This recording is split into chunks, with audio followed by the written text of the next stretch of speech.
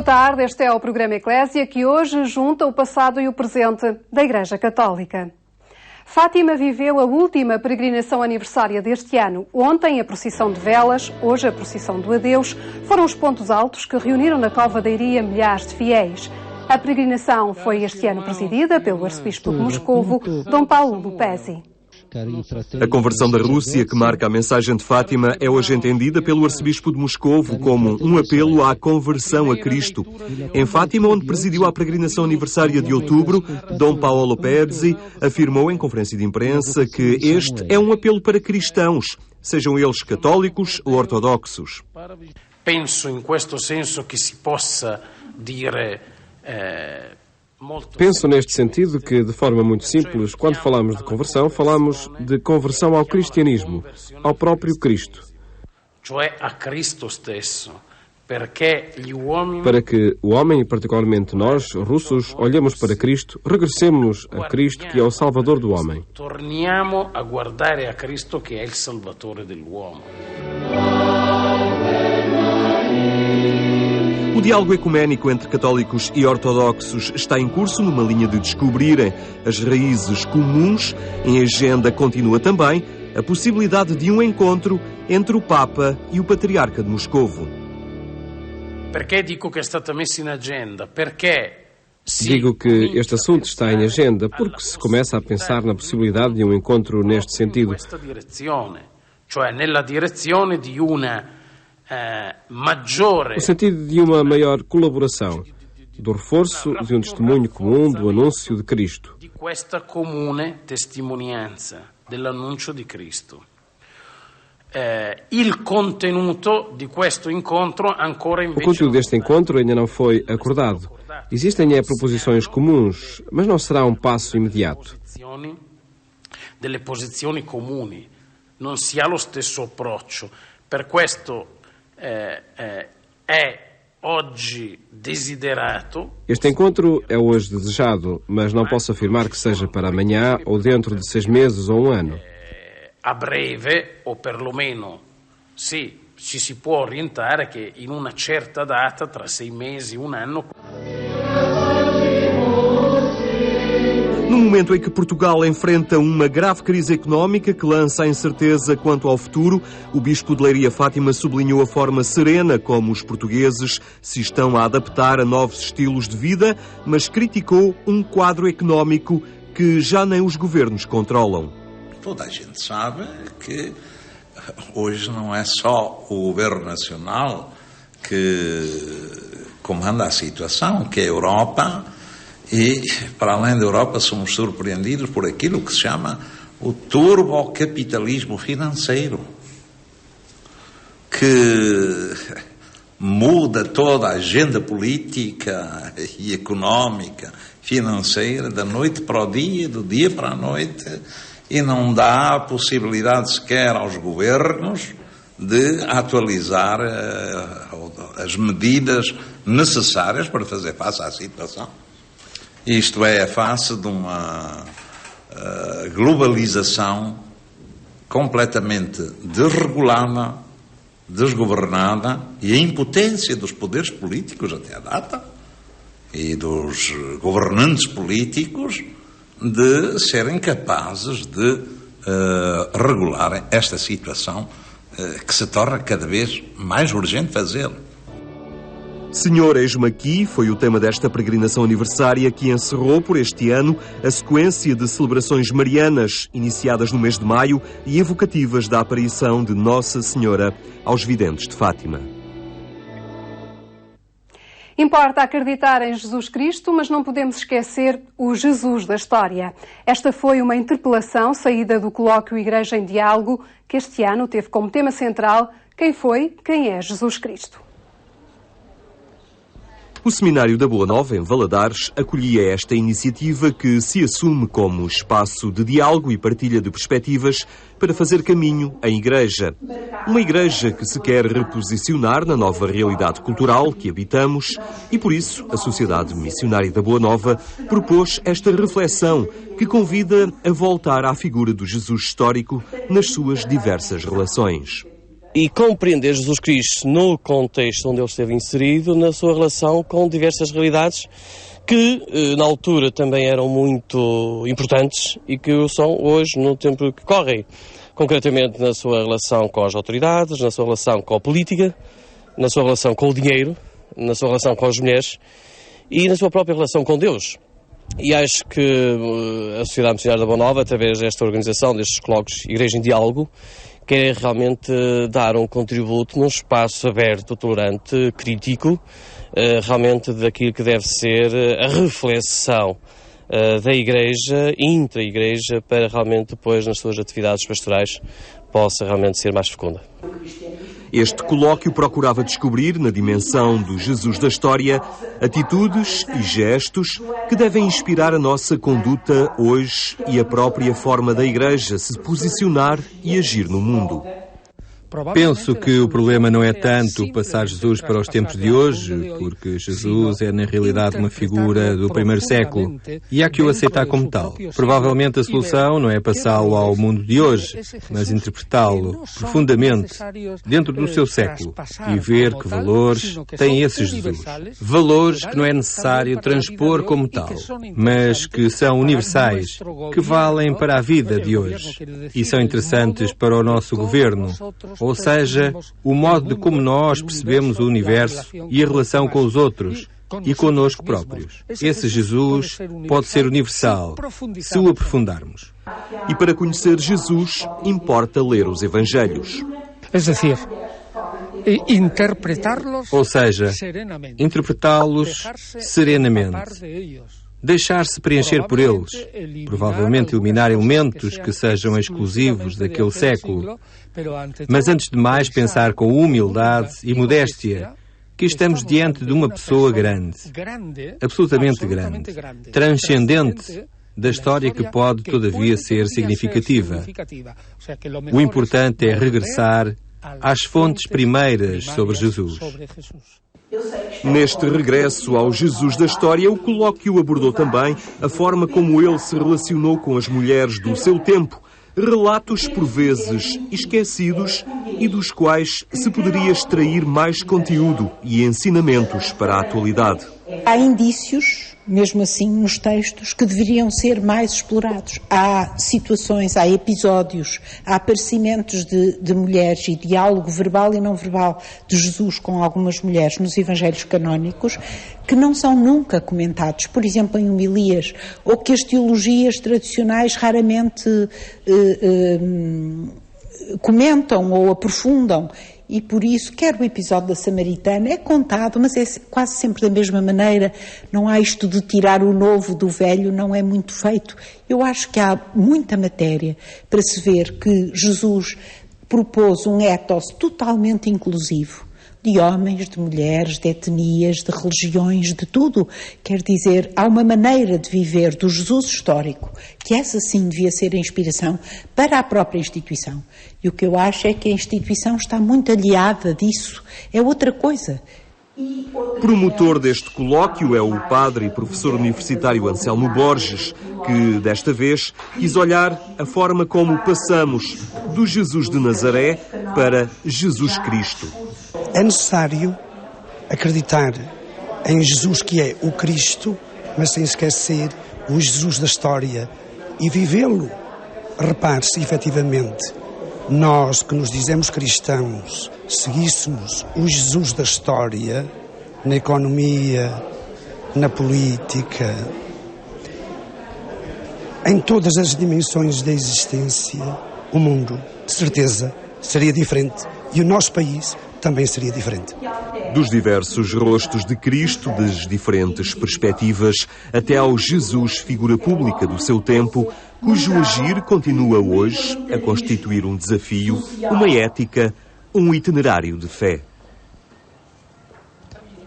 E a última parte deste programa é reservado à história, é a habitual rubrica de Dom Manuel Clemente, que continua a passar a pente fino algumas das figuras que marcam a história da Igreja Católica.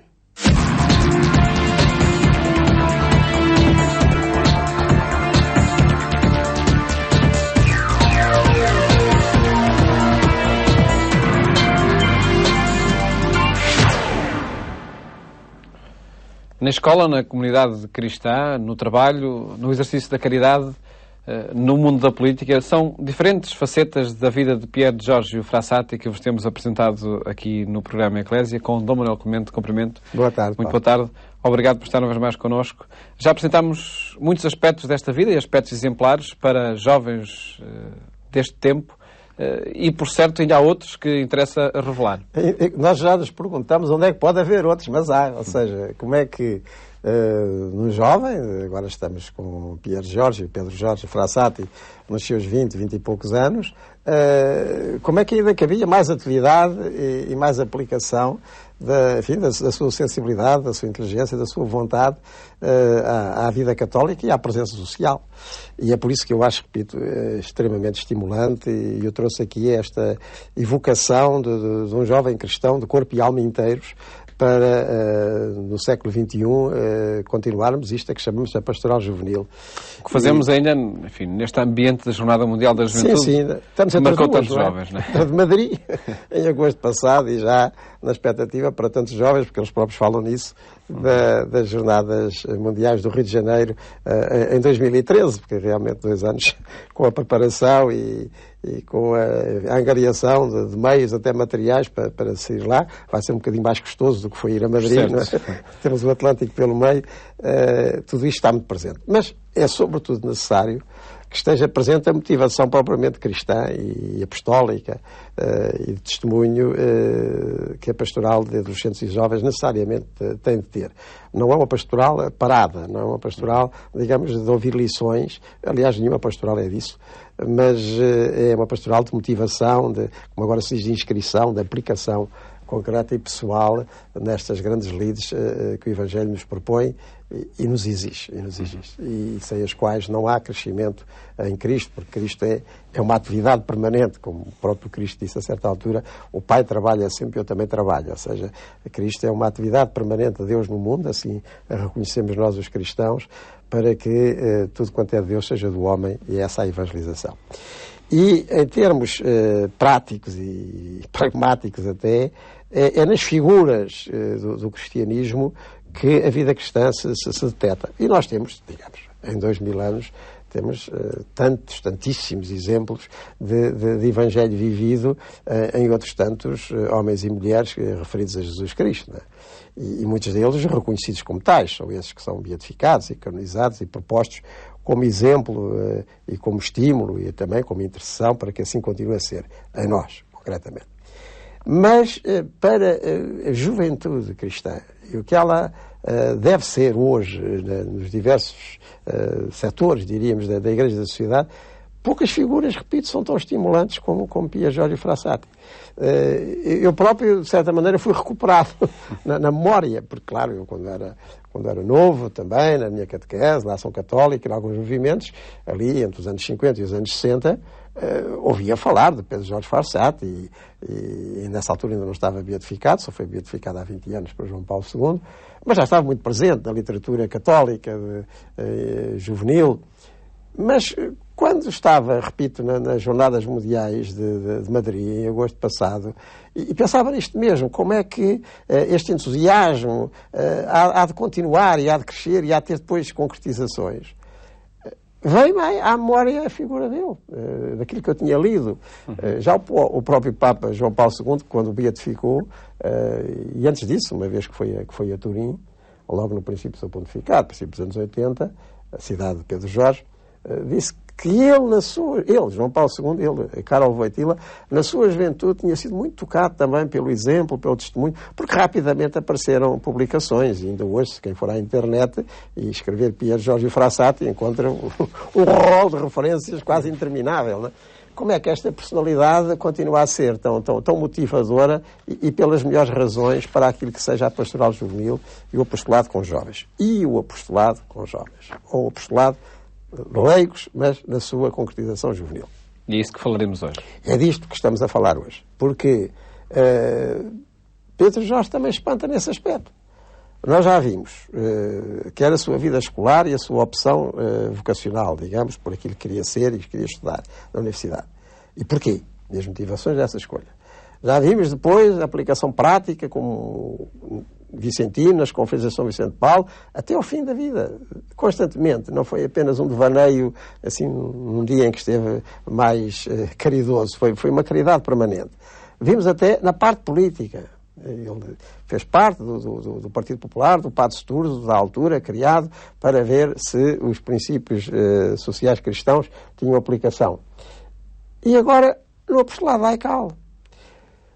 Porque, vamos lá ver, entre o século XIX e o século XX, uma das grandes descobertas da vida católica foi que a Igreja não era apenas um conjunto de cristãos habituais, ou seja, que tinha o hábito de uma certa iniciação sacramental, da prática dominical, de se comportarem segundo os mandamentos da lei de Deus e de se prepararem para a morte.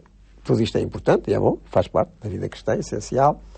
E depois, então, há alguns especialistas da prática católica, que eram os padres, que eram os frades, os monges, as freiras, ou então os missionários da Alemar.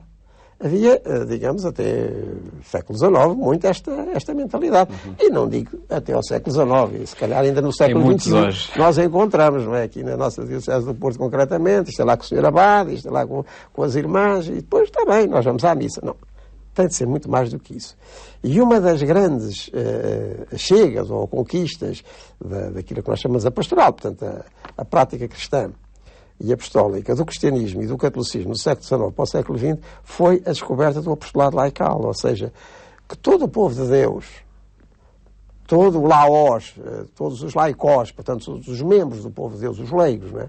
Os membros do povo de Deus, como tais, batizados e confirmados, têm uma dimensão apostólica necessariamente. Têm uma dimensão apostólica necessariamente. E a pouco e pouco este apostolado laical foi ganhando espaço, a pouco e pouco. Ora, o nosso Pier Giorgio, o Pedro Jorge Frassati, está exatamente naquela fase que depois se irá consolidar, sobretudo nos anos 20 e 30 em diante, na chamada ação católica. Mas que essa ação católica, quando aparecer assim organizada, já será uma primeira tentativa de sistematização, de organização geral, de muitas iniciativas de apostolado dos leigos que apareceram entre o século XIX e o século XX. E o que é impressionante verificar neste jovem Pedro Jorge é que não há nenhum campo deste apostolado laical onde ele não esteja. Ele vai à procura e consegue arranjar tempo para tudo, ao mesmo tempo que era estudante universitário, ao mesmo tempo que era vicentino, ao mesmo tempo dessas coisas todas. Vale a pena ver uma breve resenha que a Maria de Lourenço faz no seu livro. E é breve, é um resumo. Em 1919, inscrevia-se no Círculo César Balbo, da FUCI, Federação Universitária dos Católicos Italianos de Turim. E em 1920, nos Adoradores Noturnos Universitários e na secção Jovens Operários, em Santa Maria in Piazza. Mas também frequentava reuniões de não universitários, como, por exemplo, o Savonarola, um círculo operário que surgiu em 1914. Este círculo compunha-se quase exclusivamente de operários metalomecânicos da Fiat. Depois frequentou a Bianchetta, um círculo que ocupava principalmente de veteranos de guerra, e a Unione di Lavori de Via Santa Chiara, onde se encontravam estudantes e trabalhadores. Pier Giorgio aderiu a uma grande quantidade de associações, sendo pontual aos encontros e fiel aos diversos compromissos que elas comportavam. Pode-se dizer que esteve presente em toda a parte onde houvesse uma reunião juvenil católica. Impressionante, não é? E reparemos nessas notas. Em primeiro lugar, na variedade desses movimentos e associações. Nós temos alguns que são sobretudo de piedade, como é o caso desses adoradores noturnos. Algo que hoje está outra vez a ganhar muita força. Ou seja, estes momentos de oração juvenil, quer com os encontros de TZ, quer com outras iniciativas e vigílias à volta do Santíssimo Sacramento, portanto, de ir à fonte de toda a vida da Igreja, que é concretamente a vida de Jesus Cristo, como ela se derrama e como ela se oferece, também eucaristicamente. Movimentos desse género, até outros que eram movimentos de jovens estudantes, como é o caso dos FUCI, portanto, dos universitários católicos italianos, onde ele também está presente, quer outros, digamos, interclassistas que ligavam jovens estudantes com o mundo operário, com os trabalhadores, quer essas associações dos antigos veteranos, portanto, aqueles que tinham sobrevivido à Primeira Guerra Mundial. Ele está em todas essas acessões do apostolado presente. Mas a outra nota que eu queria aqui sublinhar é que está mesmo presente. Não se trata de um diletantismo de ir lá ver como é que é isto e de lá ver como é que é aquilo. Ele está presente. Pontual ele vai às nos reuniões, encontros. ele é pontual. São todas estas notas, quer da variedade de aplicações do seu entusiasmo juvenil e apostólico, quer depois o seu compromisso concreto, estar mesmo, está na associação, está mesmo, está no movimento, está mesmo, às reuniões, às atividades, que é espantoso. Portanto, isso também é um grande desafio para as pertenças de jovens a muitos porque nós hoje somos às vezes demasiadamente diletantes, nesse sentido um pouco pós-modernos, de pouco comprometidos em coisas concretas e andar aqui e acolá, um pouco como aquelas aves ou aqueles insetos que andam de flor em flor. Não. Quando está. E a única maneira de realmente conhecer qualquer coisa é ter alguma permanência. O que não quer dizer que se esgota aí o campo do apostolado e a intenção, porque a vida da Igreja, essa sim, é muito polimórfica. Sr. Manuel, muito obrigado por ter estado connosco uma vez mais, onde apresentamos esta vida e, sobretudo, as várias facetas de Pier Giorgio Frassati e o exemplo que pode deixar a quem hoje procura formas de se comprometer na Igreja Católica.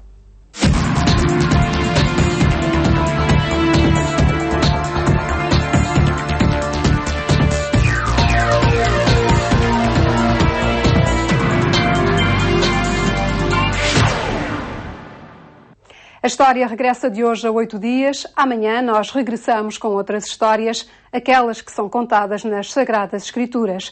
Até lá, não deixe de conhecer as histórias que fazem a atualidade da Igreja Católica em agência.eclesia.pt. Fique bem, até amanhã, se Deus quiser.